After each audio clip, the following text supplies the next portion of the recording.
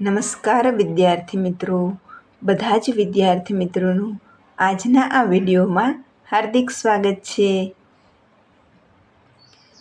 પ્રથમ પૂજ્ય શ્રી મહાગણપતિજીના શ્રી ચરણોમાં કોટી કોટી વંદન કરી આજે આપણે જે નિપાતનો અભ્યાસ કરીએ છીએ એમાં નિપાતનો ત્રીજો અને ચોથો પ્રકાર છે.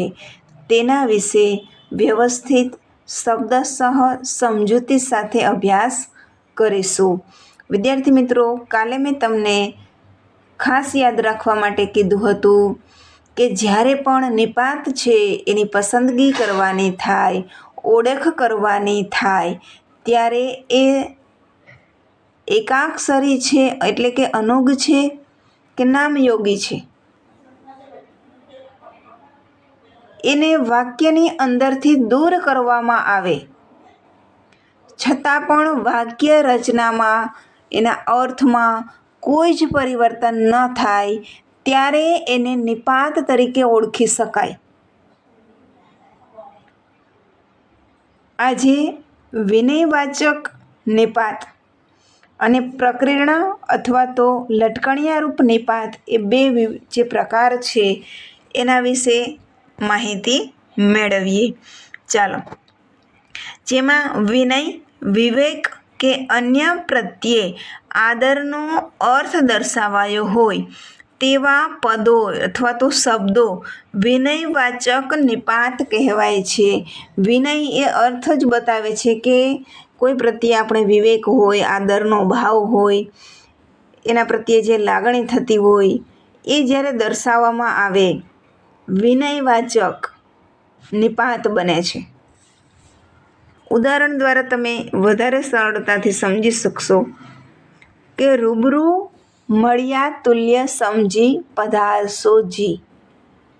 કોઈ આમંત્રણ આપવામાં આવે છે, રૂબરૂમાં આપવામાં આવતું નથી.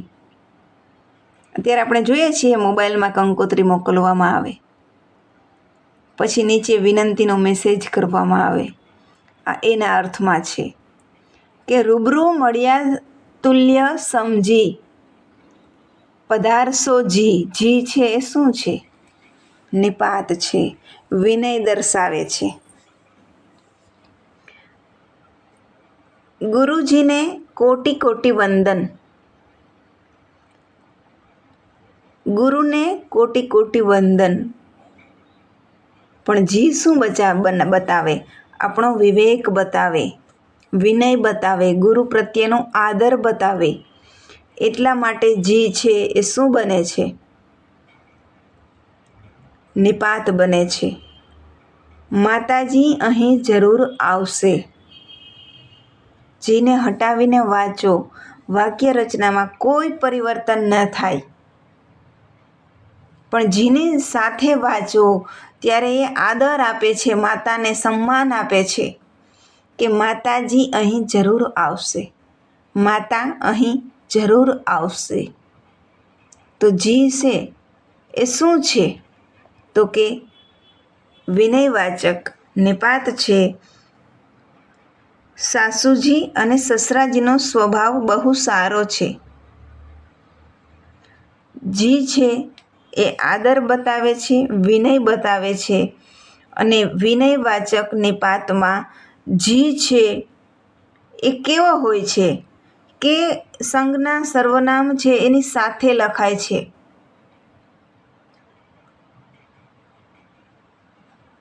ક્યારેક જ અલગ હોય છે. આપણે જોયું કે અંતે હતો પધારશો જી, તો સોજી ભેગું નથી લખાતું, ત્યારે એ છૂટું લખાય છે.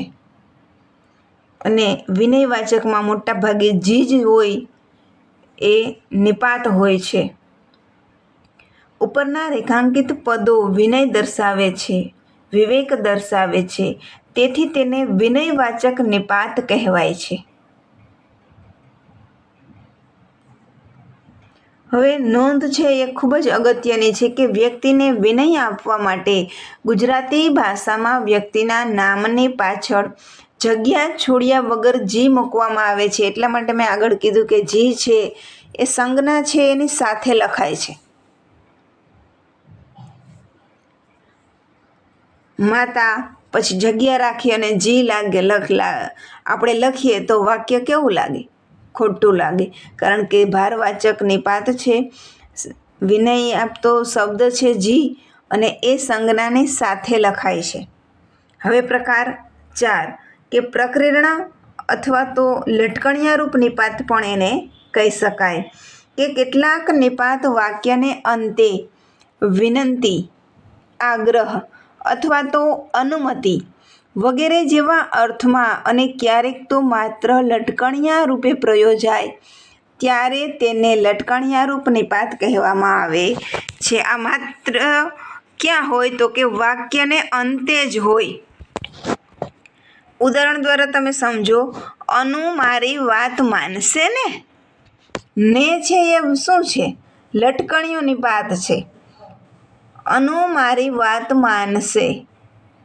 ને તમે હટાવી દીધો, કોઈ જ પરિવર્તન નથી આવ્યું. આવ્યું છે તો કે નહીં? અર્થ તો સમજાઈ જાય છે. વાક્ય રચના પણ સાચી બને છે. એટલા માટે ને શું છે તો કે લટકણિયારૂપ નિપાત. એક જલેબી લેશો કે? કોઈને આગ્રહ કરે છે કે એક જલેબી હજી લેશો ને?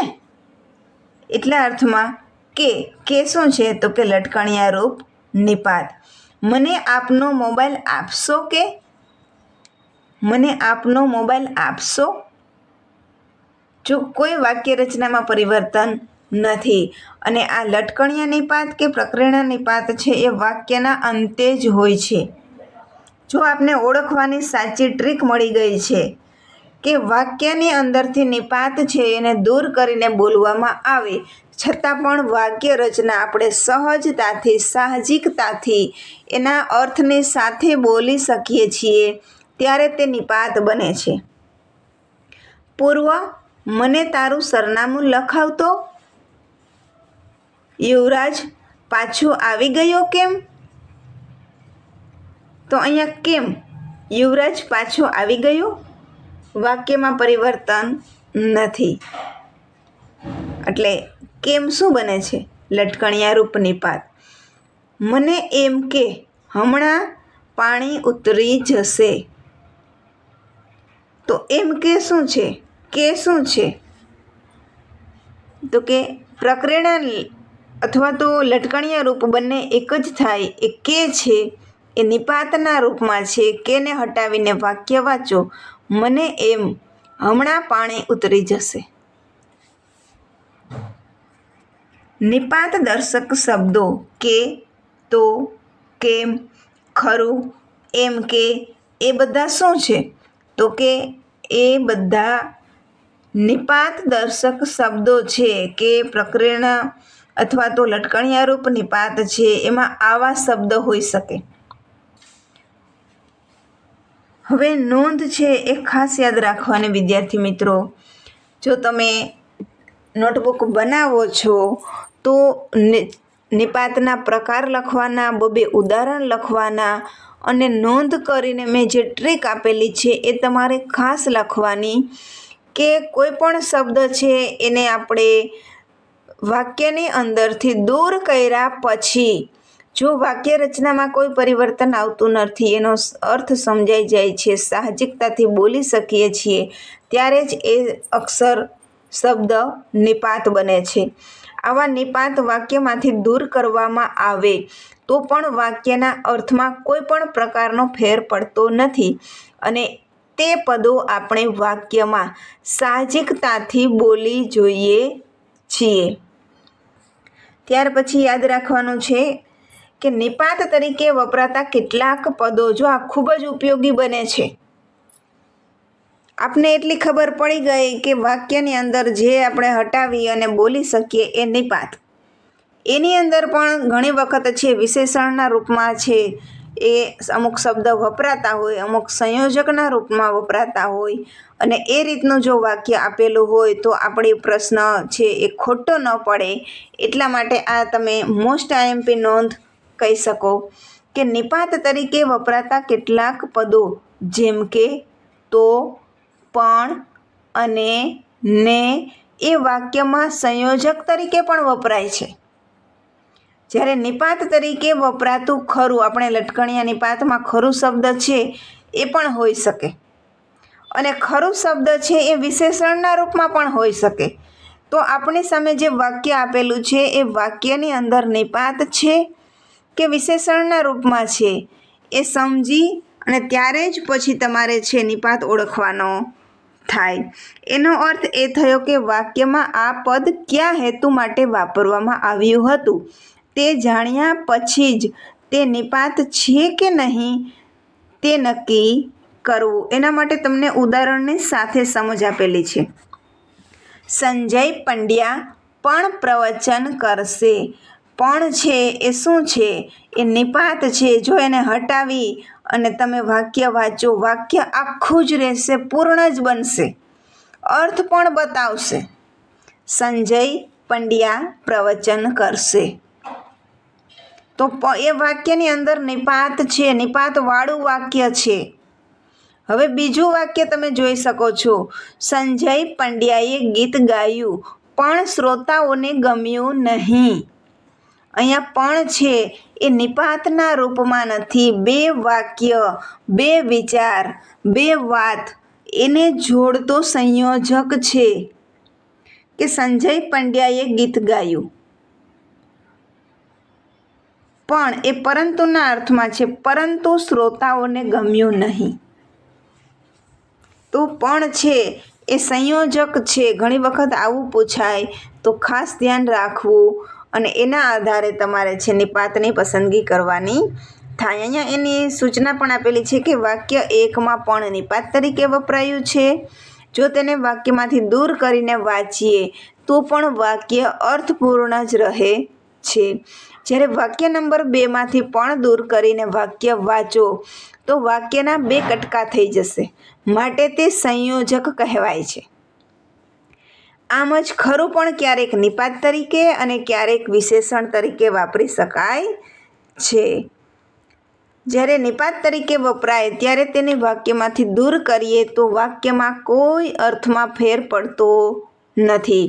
જ્યારે વિશેષણ તરીકે વપરાયું હોય અને વાક્યમાંથી દૂર કરવામાં આવે તો વાક્યના અર્થમાં પરિવર્તન આવે છે, એટલે કે ફેર થશે. હવે ખાસ નોંધ યાદ રાખો વિદ્યાર્થી મિત્રો, ભાષા શુદ્ધિ વખતે વિનયવાચક નિપાતને બાદ કરતા જે આપણે 4 પ્રકાર નિપાતના જોયા, ભારવાચક, સીમાવાચક, વિનયવાચક, પ્રકીર્ણ અથવા લટકણિયારૂપ નિપાત, એ 4 પ્રકાર જોયા. એની અંદર વિનયવાચક નિપાત જેનો મુખ્ય નિપાત અક્ષર કયો છે તો કે જી. જીને બાદ કરતા બીજા બધા નિપાત અલગ જ લખાય છે. એટલે કે આપણે ભારવાચકમાં શબ્દ જોયા જ, તો, ને, પણ, માત્ર, ફક્ત, એ બધા જે નિપાતવાચક શબ્દ છે, નિપાત દર્શાવતા શબ્દ છે, એ સંજ્ઞા હોય, સર્વનામ હોય, એનાથી છૂટા લખાય. આવા એટલે કે કોઈ પણ વાક્યમાં નિપાત છૂટા હોવા જરૂરી છે.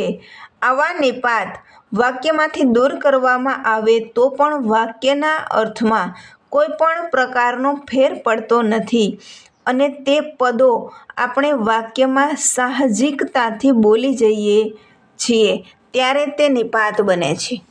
તો વિદ્યાર્થી મિત્રો, મારા આ વિડીયોને લાઈક કરજો.